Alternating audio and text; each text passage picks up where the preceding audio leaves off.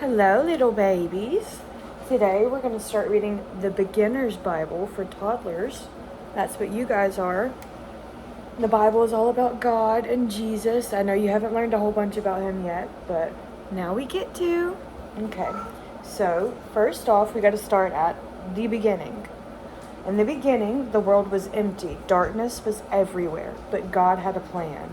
Look at how dark it is. There's no people there. There's no animals, no nothing. So, God created a shining sun right there and a glowing moon. That's what's right there. He made land and trees and mountains and plants. He made puffy clouds and shining stars too. Look at how pretty. God did that. God made swishy fish and squiggly creatures to live in the ocean. He made birds to fly across the sky. He created animals to creep, crawl, hop, and gallop. Look at all those animals. God made all of them. Every single one. Then God made his best creatures. People. Like me and you. Yeah. God named them Adam and Eve. God looked at everything he made and said, "This is very, very good." He did do good, didn't he? And then he rested. Now we're going to learn about Noah's Ark. As the world got older, many people were born. They did bad things and they forgot about God. Oh no. Except Noah. Noah loved God. God told Noah, build an ark. An ark is a boat. Noah obeyed, which that means Noah listened. When the ark was done, God said, take 2 of every animal into the ark. Take your family also. So that means he took 2 of everything. 2 elephants, 2 monkeys, 2 birds, 2 giraffes, 2 sharks. Oh wait, maybe they survived in the water. I don't know. We'll have to check about that one. After everyone was inside, God closed the door. Then the rain began to fall and fall and fall. It rained so much it covered the whole earth. Look, that's the earth. There's supposed to be land right there, but it's all water. Finally, the rain stopped. When the water dried up, God told Noah to leave the ark, or his boat. Noah and his family were very happy. They thanked God, and God put a rainbow in the sky to show that the rain was over. That's why sometimes now, whenever the rain stops, you'll see a rainbow in the sky. Now we got the story of a baby in a basket. A group of people who loved God lived in the land of Egypt.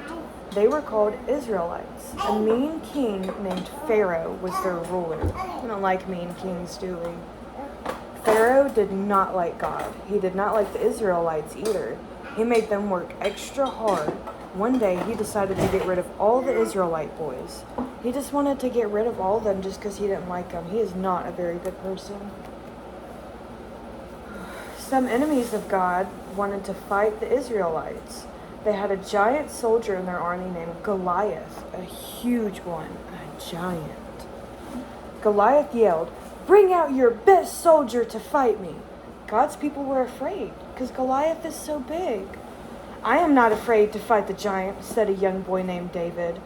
That means he was really small compared to Goliath. The king said, "You are too small." You know what David said? "God will be with me." Because it doesn't matter how big or small you are, whenever God's with you, you can do anything. David picked up some stones. The giant laughed at David. David said, "I am not scared. God will help me fight you." And he's right. David slung a stone at the giant. The stone hit Goliath's forehead and he fell to the ground. God's people won. Later, David grew up and he became the king of Israel, no longer a mean king. We'll finish reading some more stories later. Hey, I'm back. Now we're going to read about Daniel and the lions. Ooh, lions are kind of scary, huh? All right. Darius was king of a land called Babylon, and Daniel was one of Darius's helpers. The king's other helpers did not like Daniel. The helpers told the king, "You should make a new law that everyone must pray only to you." They didn't like Daniel because he was praying to God. That's what you're supposed to do. King Darius made the new law that you could only pray to him.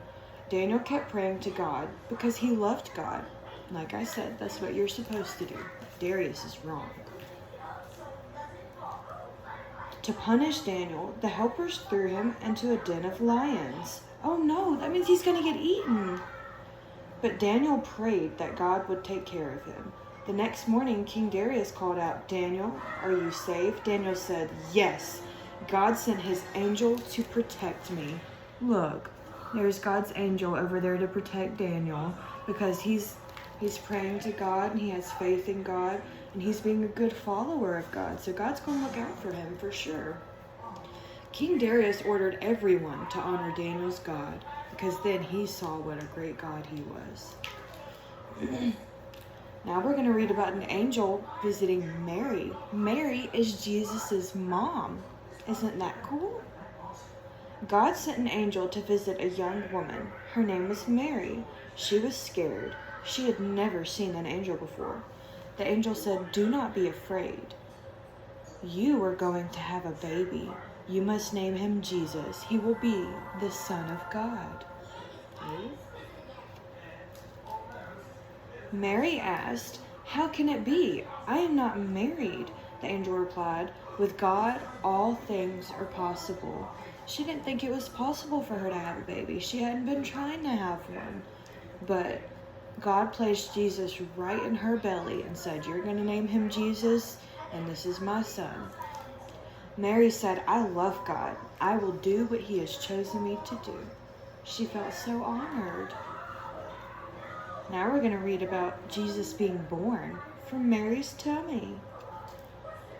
Mary loved Joseph. Joseph loved Mary. Mary was going to have a baby soon. Joseph is her husband. The leader of the country told everyone to go back to the town where their families had come from. So Joseph and Mary went to Bethlehem. When Mary and Joseph arrived in Bethlehem, they looked for a place to sleep. Mary was ready to have her baby already, but all the inns were full. That means hotels. So all the hotels and motels and all that stuff were full.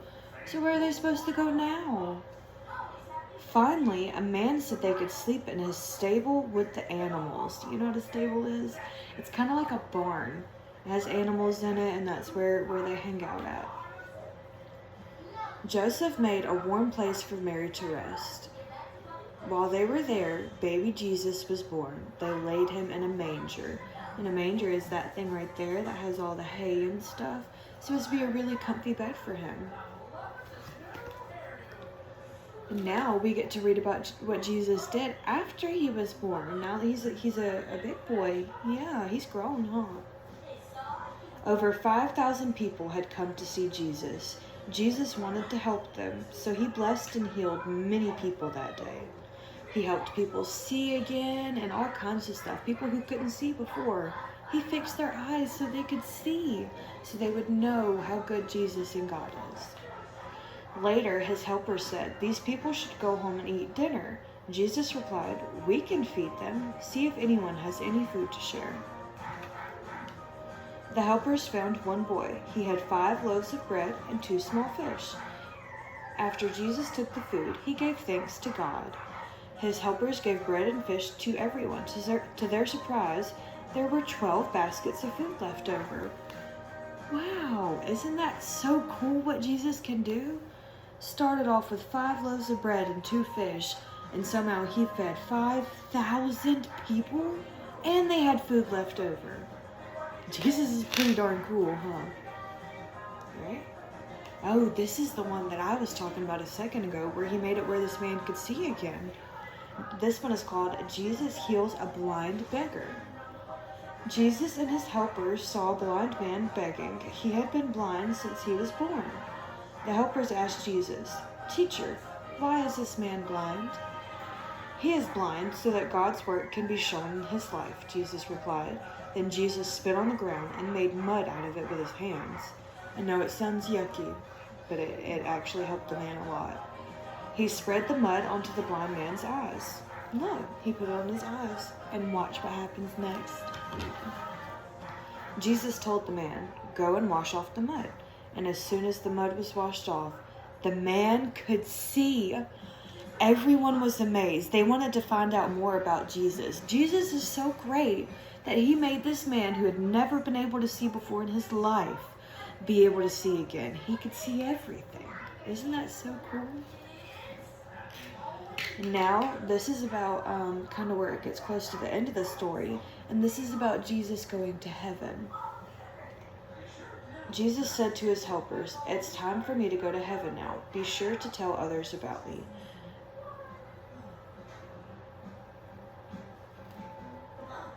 That's not really quite how that happened. This book is a little bit off, so I'm going to explain to you what actually happened, because I do feel like it's important for you to know. So Jesus wanted to save everyone, but there were a lot of people who didn't believe in him and didn't want Jesus to be worshipped by everyone.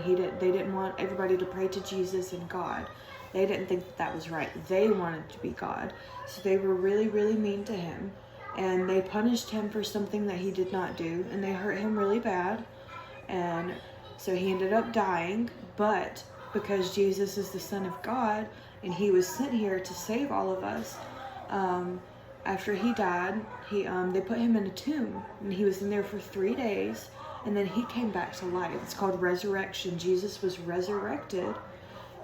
So that he could be here to pay for all of our sins. So every time we lie or hurt somebody or steal or anything like that, that's why Jesus came, so that he could forgive us for all of that. So that's why we have to pray to God and Jesus whenever we do something bad, and we have to ask him, hey, can you forgive me for this? I'm sorry, I won't do this again, because that's what he's there for. All the mistakes that we make, he's the one who makes it okay. That way we can go to heaven too. But that is all about Jesus and God. I'm going to get us some new books so we can learn some more soon. So I just did some research, which means that I did reading and I was looking stuff up. I did find out that Noah did not take sharks on the boat, on the ark. He didn't take any of the water animals because they were okay in the water. So he just took all the animals that wouldn't be able to breathe in the flood. Like giraffes and stuff like that. Ones that didn't already live in water. I am so excited to keep learning about this with you. I'm going to buy so many more books, and we're going to read them all together.